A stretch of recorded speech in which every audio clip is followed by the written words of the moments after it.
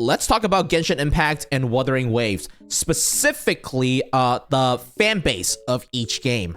People play games for a lot of reasons: the story, the music, the characters, the gameplay.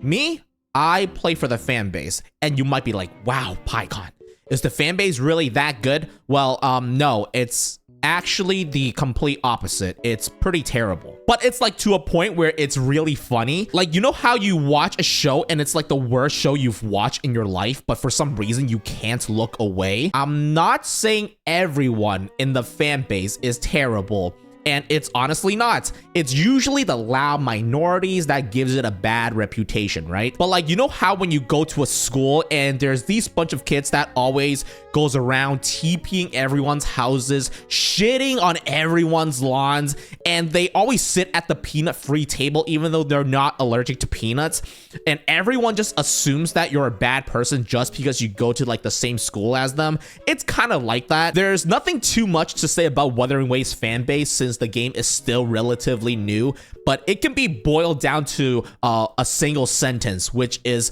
fuck Genshin Impact. For some reason, they have this like unfathomable amount of hate for the game, even though I'm pretty sure a good handful of them haven't even played the game, but they see everyone else shit talking about it, throwing rocks at it, and they're like, I might as well join the party as well. When you mention Genshin Impact and Wuthering Waves in the same sentence, it's always really interesting to see each side's reaction. For some reason, it triggers their fight or flight response, and they just start foaming from their mouths, assuming that you just insulted their favorite game before you can even finish your sentence. Let me give you an example. A couple of weeks ago, I made a video comparing Genshin Impact to Wuthering Waves, giving my thoughts on the differences and the similarity between the two games. Here it is. It's called My Honest Opinion on Wuthering Waves as a Genshin player. Check it out if you want. I've been a content creator for a long time, and when I make a video, I usually have a good idea of how other people will react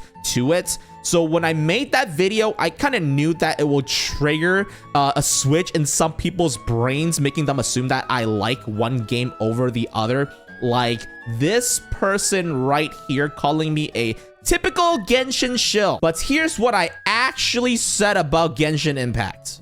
Or maybe I'm just delusional. I think for any live service game, there will always be a gameplay loop, and to keep the players interested, the developers usually add more to the gameplay loop, or at least update the current gameplay loop with each big update to change things up a bit and give the game a refreshing feel to it. I don't think there's a single game out there that have not added a single new activity relevant to the main gameplay loop, or even change how the current gameplay loop works over multiple years of continued development, and instead spent all the development time on mini games that have absolutely nothing to do with the core gameplay. I'm not saying, I mean, I think the last time I checked, those were not exactly compliments. I also said that I can't decide between which game's combat system is more complicated, but somehow someone interpreted that as me saying Genshin's combat system is complicated, like this one right here. It says, dude, I stopped watching his video when he says Genshin Element's reaction is complicated.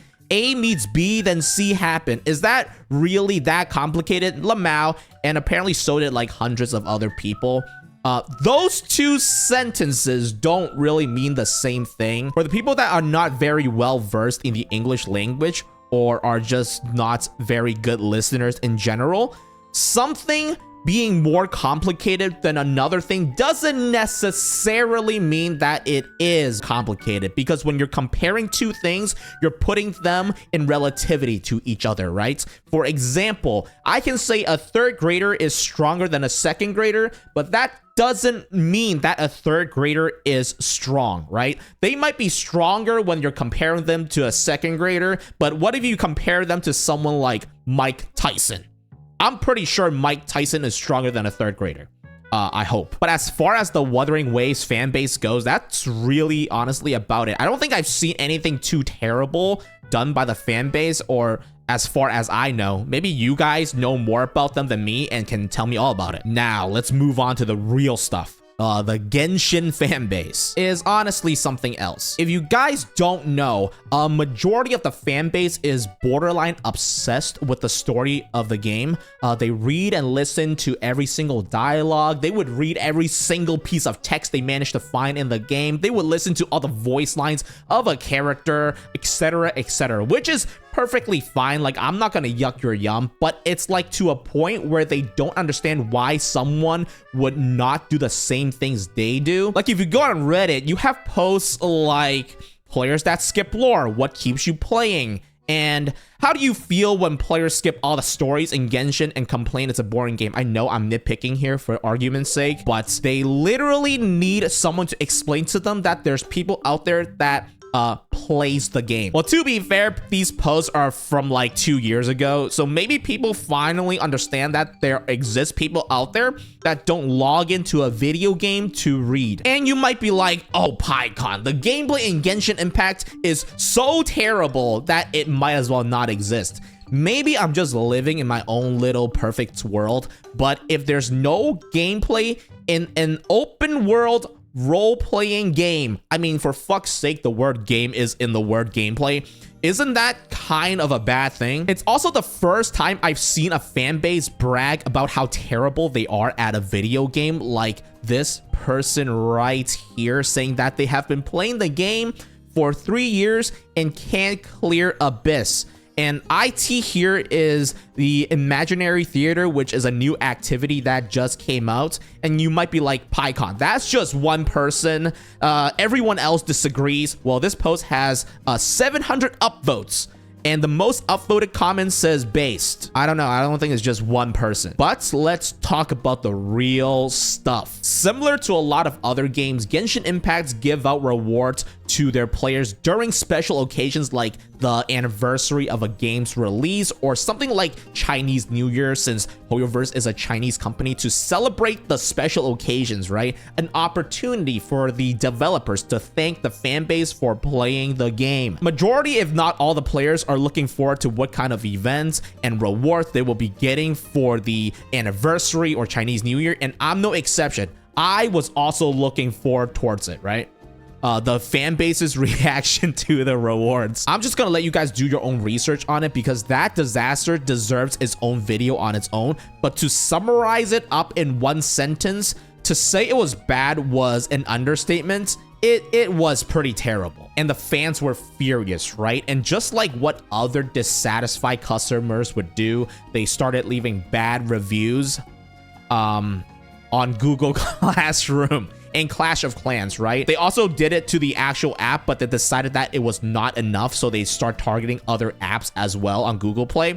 And in a matter of hours, the rating of Genshin Impact on Google Play dropped from like a 4.5 to like a 1.8. And I'm not gonna lie, I'm a fan. For some reason, when Genshin fans are not happy with something they don't like in the game, they always take it out on something completely irrelevant. For example, when a character Kokomi came out, a lot of Chinese fans were unhappy with her abilities. They didn't think the character was good. So what did they do?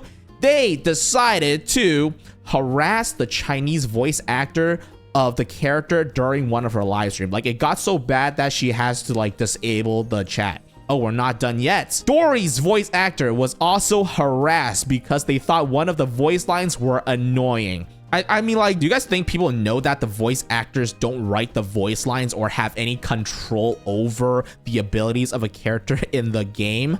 And better yet, someone has to approve all of the voice lines even after they're recorded, right? Someone has to say, yes, this is good.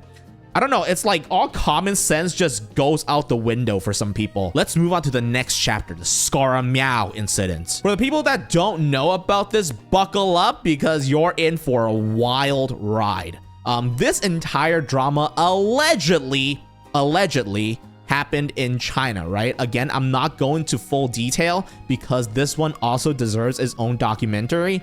But it starts with the stands of two characters in the game, Scarmeow and Xiao. Now, for the people that don't know what the word stand means, it's a combination of the words stalker and fan. And you might be like, PyCon, how can you stalk pixels in a video game? Well, I don't know either, but it's a term that has been used to describe fans that are like, I don't know what other word you can use to describe them other than batshit insane. Every fandom has a couple of these guys, and it's not just Genshin Impact, but again, these are like the loud minorities of a fandom. I'm pretty sure majority of the people in the fandom don't like them either. According to this Reddit thread, the Chinese stans of Scaramouche and Xiao do not like each other. Apparently, it started with like an innocent discussion about Scaramouche, and then it eventually ended up with like personal insults, doxing, cyberbullying between the two groups. And it happened over multiple threads on different Chinese social medias, with this one having 12k comments and another with 20k comments of just pure insanity. And I just want to remind everyone that we're talking about characters in a video game right now. The reason why this is called the Scarmeow incident is because there's a piece of art where the character Scaramouche is depicted as a cat in it, and allegedly a Xiao stan found an actual real life black cat and thought the cat looks like Scaramouche and unalived it. There's a video out there, I think, but it obviously got taken down. Now, I actually found out about this on Reddit when it was happening back then, and I think this was the original post that started the entire thing. And the craziest part about this is that one of the Chinese stans actually found out about the Reddit thread, doxed the user that created the thread. It says right here, the poster in Reddit is a true traitor to China. After digging her Reddit past history, we can find 2 related accounts, and we can find her Twitter. The rest of the posts are her information on other social media, seems also include her real name, etc. I don't know what kind of like secret ingredient the developers put in anime games that just attract some of the worst people on this planet. Maybe it's the armpits and the feet. But that's it from me. Maybe I'll find something interesting to talk about again. But for now, I'll talk to you guys later.